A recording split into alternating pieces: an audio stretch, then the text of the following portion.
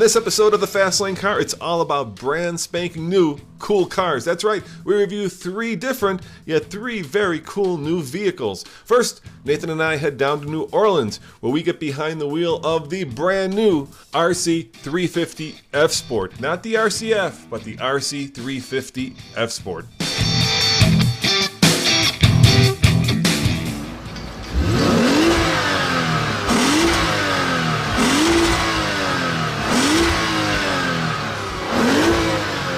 Now I know what you're thinking. No V8? That's crazy. That's just nutty stuff because you can't make that type of noise out there.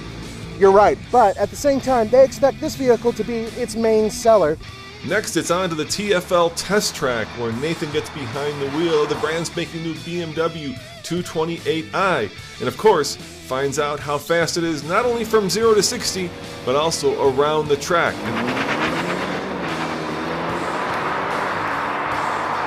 Woo! The brakes are just extraordinary. And finally, it's a wet and wild adventure as both Nathan and Emmy head to San Diego to check out the brand new Chevrolet Trax. As a passenger, I haven't touched it yet. Emmy won't let me. Is that it's actually relatively comfortable. It's a good ride. It's relatively quiet. So, sit back, buckle up. The Fast Lane Car is on now.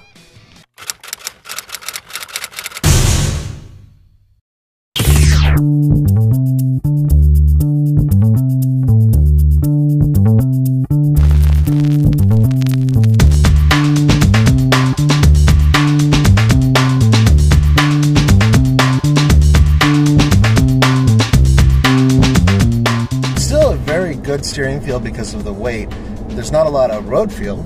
I mean, come on, it's Lexus. You're not going to feel a whole lot, but it does a really good job simulating a feel, if that makes any sense. Yeah, it makes complete sense. Ladies and gentlemen, meet the 2015 Lexus RC F Sport. That's right, not to be confused with the RCF. This is the RC F Sport, which means that this has the V6 engine and a sporting package on top of it. So what should we do with it, Nathan? I think we should take it for a ride. You know, it's all electric steering, right? So yeah. they can do whatever the hell they want with it. I'm gonna sound like an old geezer, but dude, I miss the times when it was just a direct, linkage between the wheels and the steering wheel, when you could actually feel what was going on with the wheels. Now there's nothing there, right? It's just a steering wheel and an electric motor and yada yada. Yeah, a lot of electronic gizmos that lead up to controlling the front wheels, but it's not bad on this at all.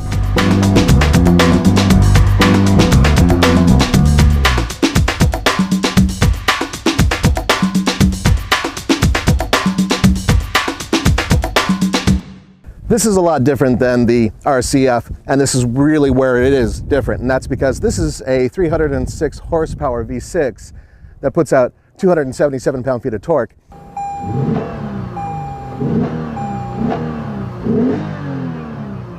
And it's a 3.5 liter. You might recognize it from other products that Lexus builds. It's a great engine, don't get me wrong. And it's hooked up to, in this case, a 8-speed automatic transmission going to the rear wheels. However, you can get all-wheel drive, which is awesome. But if you do get the all-wheel drive, you only get a 6-speed automatic transmission.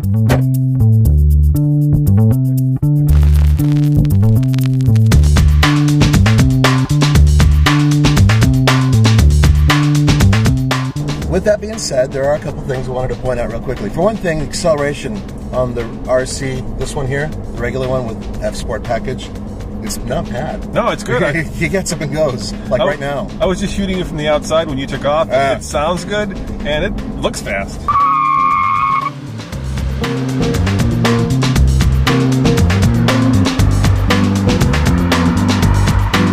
This is one sexy car, and of course the interior is also sexy. Everything is stylish, everything is soft, everything is elegant. The one little fly in the ointment for me is they've lost that little mouse pad they used to have, and now there's a touch pad. And you know what? The mouse pad I thought was easier to use, but otherwise all the buttons fall to finger, all the controls are very well executed. It's a fun car to drive, and it's a fun car to drive and be seen in. Yeah, I think there is nothing whatsoever wrong with the way this thing gets down the road, either in terms of comfort or in terms of speed. It's obviously a Lexus, so let's face it, it's an older demographic that's buying these cars, right? Mm-hmm. And yet at the same time they're trying to bring in younger buyers.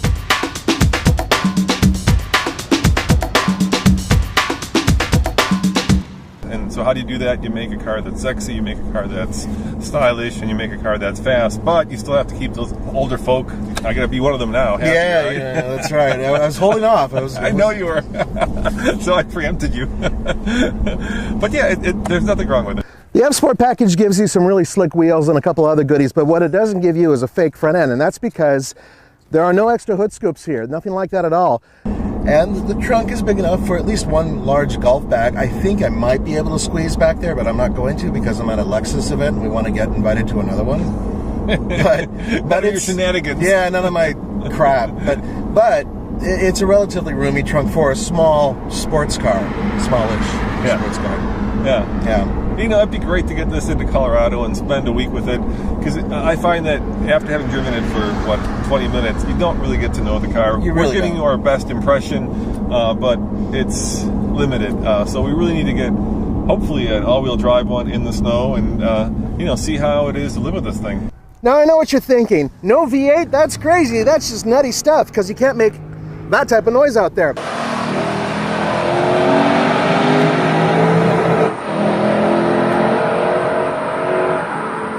You're right, but at the same time, they expect this vehicle to be its main seller amongst you guys. And you know what? I think it will be a good seller because it starts at around 42 grand, and that is a bargain for a car with this much technology. And for all of you folk up in the Northland, it can be had in all-wheel drive. That's right. And it's got better fuel economy. Oh yeah. Lower starting point, what's not to love? But on the TFL scale of buy it, lease it, rent it, or forget it, you'll have to wait till we get it to Colorado.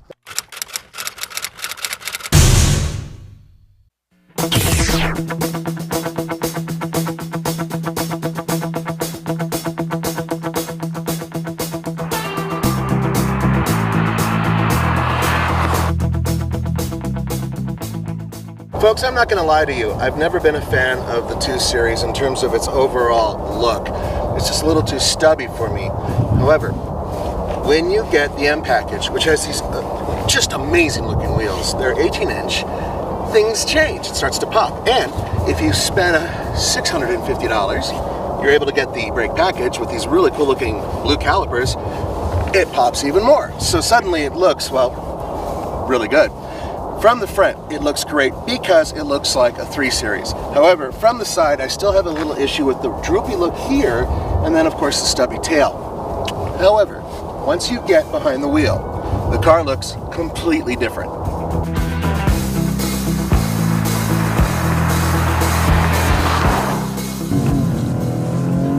The rear end is very light.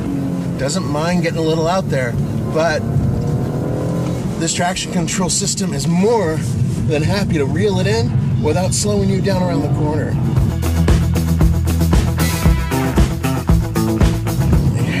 I love BMW's traction control systems.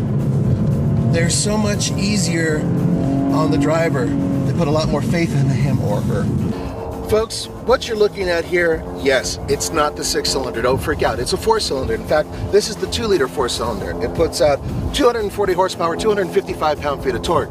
It's hooked up to an 8-speed automatic transmission, wish it was a stick, to the rear wheels. There is an all-wheel drive version of this as well. Now, before you guys go crazy on that, keep in mind that it's a very light nose. It's not as nose-heavy as the other one. So around the track, this baby flies.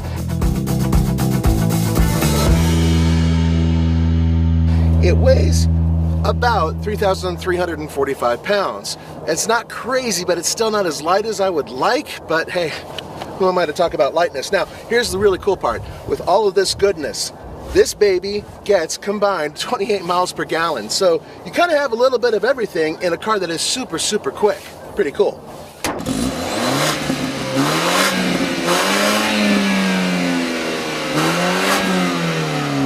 Here we go.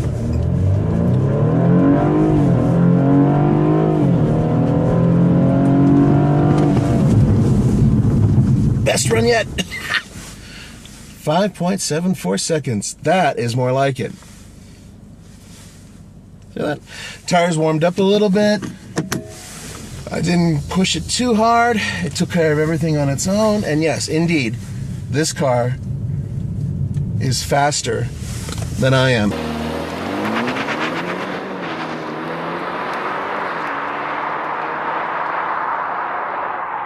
BMW rarely disappoints when it comes to interiors, and this is another very good example of a fine interior. All of the components are top end, everything feels good to the touch. But I wanted to focus on one thing in particular, and that is a steering wheel that was built by the hand of God, the God of cars. It's an M steering wheel, which comes with the M package, and it fits your hands perfectly. It has just the right amount of squeeze and give. I could hold on to it all day. Now, I know that's a joke because I hold on to lots of things all day long.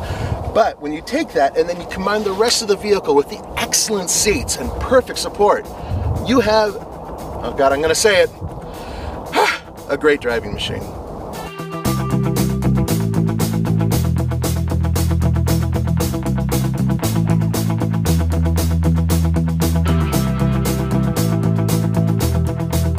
All you have to do is just lift a little tiny bit off the accelerator and it'll take care of the rest.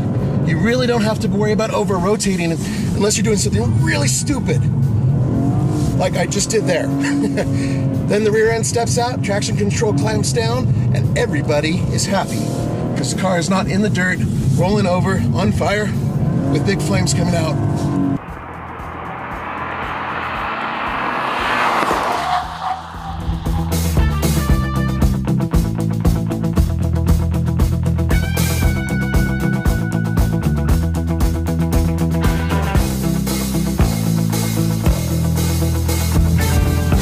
Awesome. Nothing makes you feel better than a good lap and a great car. Oh, this thing drives so nice. What do we got, amigo? What do you think? A little bit sideways. A lot sideways. Yeah, 14? No. 111.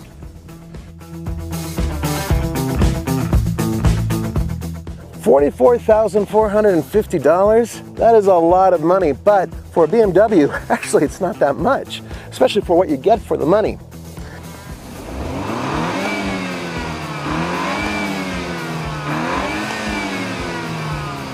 On the buy it, lease it, rent it, or forget it scale, I will give this car a lease it, only because I would prefer a manual transmission and it's a little tight inside. Don't forget, folks, this is a small car, so if you have large people that you want to put in the back seat, yeah, good luck. You can only hold 2 people back there, and they better be small.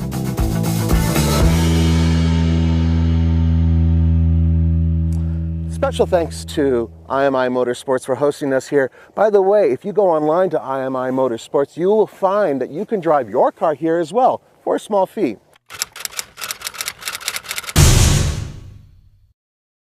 Everyone, it's Emmy Hall at the Fast Lane Car. I'm here in beautiful, almost beautiful, pretty rainy, okay, it's kind of cold and gray, Southern California with the 2015 Chevy Trax.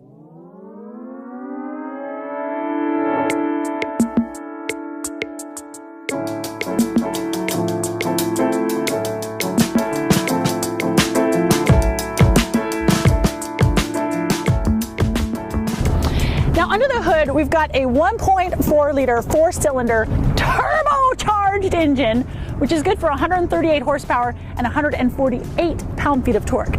Now power goes to the front wheels via a 6-speed automatic transmission, but remember, you can get all-wheel drive in this car. EPA fuel ratings are 26 in the city and 34 out on the highway. And check out how little this engine is. It's so tiny. It's like this little 4-cylinder and this giant engine bay. I love it. Little Ecotech, you're so cute.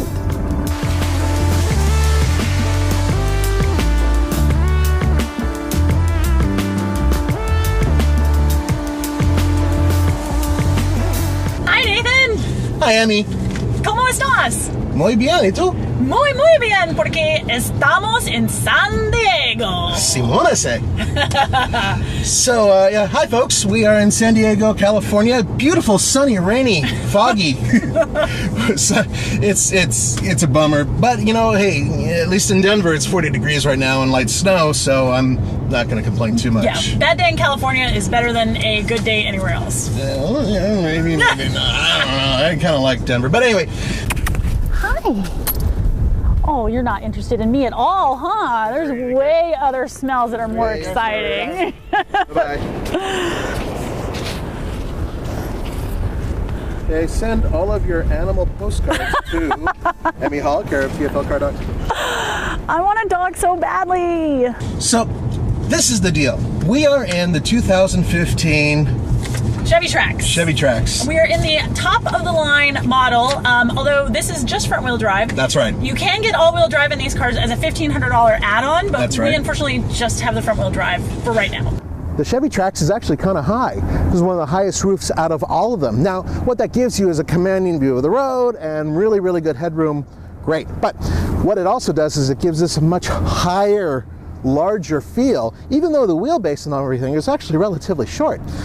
It's almost the same length as a Chevy Sonic. Now think about that.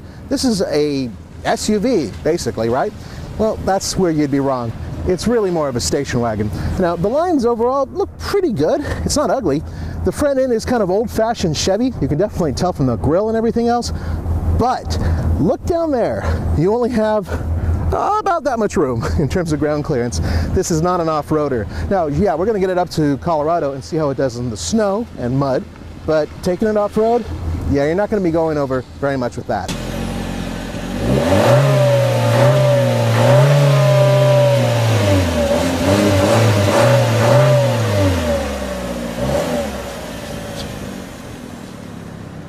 We were seriously thinking about going into these little mud areas, and we noticed, and this is how you can tell really quickly if this is the front-wheel drive one or the all-wheel drive one, is look at the rear brakes. If they're disc brakes, then it's the all-wheel drive one. If they're drum brakes, which this one has, it's the front-wheel drive one. Now, I know you guys are freaking out saying, oh, drum? What? Is this 1984? No. This is a very cheap way to build a car that's very cheap. How cheap? Well, let me put it to you this way. This is the fully loaded everything except for the $1,500 all-wheel drive option. System. $26,805, and with that you get the sunroof, the leather, and you get all the shebang. Yeah. And if you want to get the lowest trim line, that still comes in at right around $20,000. So that's a pretty inexpensive little crossover that, you know, I mean, we've been in the car now for a few hours, so, you know, we can't give you crazy detailed driving impressions, but, you know, for a little car that's only got 138 horsepower, goes pretty well.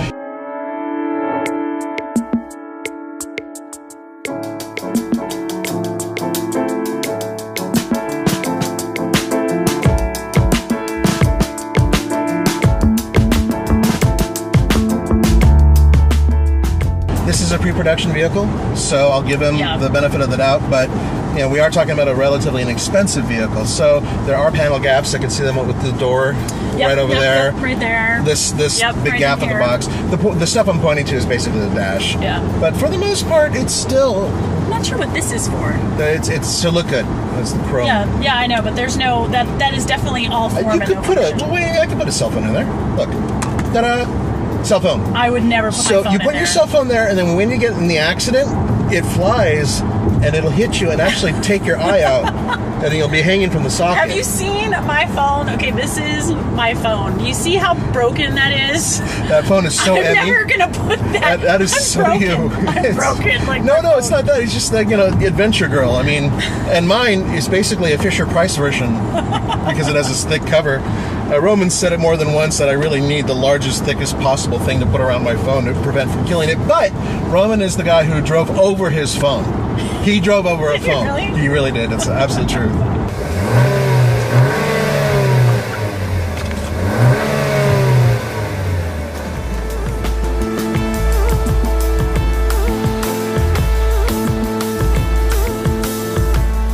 Overall, the interior is well laid out, but really hard plastics throughout. There are a lot of cubbies, especially in the doors, on the dash, lots of places to put things, which is really, really helpful. And then when you take the entire vehicle, given the fact that it's inexpensive, and you load it up with these leather seats, actually, it's a pretty nice place to sit. I do like that the center stack is very simple. Yeah. But I think we should also point out that maybe the design's not so great because both you and I missed the heated seats for a good 2 hours. Yeah. Now bear in mind, I mean, if you own the vehicle, you're going to figure that out over the course of a few days, hopefully. But still, it's a minor thing. But there are a couple other things. Indeed, hard plastics. I like to be able to put my arm on a door. And that hurts. That's like right on your elbow. That really hurts. Yeah, it really wish that was something that wasn't so much of an issue. But what I'd like to say is that for people like Roman, Alta Conquerors, older people who have some issues, osteoporosis, whatever it may be, much easier for him to get in here with his walker and then sit down on the seat. Fire you! He's just gonna not put this in the video, and if he does, he's gonna get mad at me and do something horrible later on. But anyway, the point is that actually it's a pretty comfortable car to get into. It is. Awesome design. So you're able to reach back here and smack your kid. And smack the kid upside the head. Say, stop it! We'll get ice cream when I say we get ice cream. But what's cool about it, because it is, you know, the length isn't too terribly crazy, is that if you are a parent and you're driving along and your kid drops a sippy cup or a bottle or whatever, it's really easy to put your hand down and reach and actually touch the floor. I mean, and hand it to him. That's cool. Yeah, I'll have to take your word on that because that is not necessarily my lifestyle. I did not put you in that category. I know, but... So for Emmy's lifestyle, two kegs are going to fit right back there, no problem. Spare tire for her car, right over there. Exactly. Thanks so much, y'all. We hope you enjoyed it as much as we did. Hey, you can find us out on all the social medias, and be sure to go to tflcar.com for more news, views, and real-world reviews. Catch y'all later. Bye.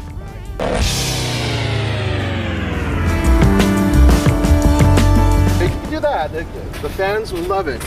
Maybe Mr. Keyboard Commando will love it. Oh, poor Mr. Keyboard Commander. He'll get over it. He's an okay. He likes me. I think. Maybe not. All right, ready? Yep.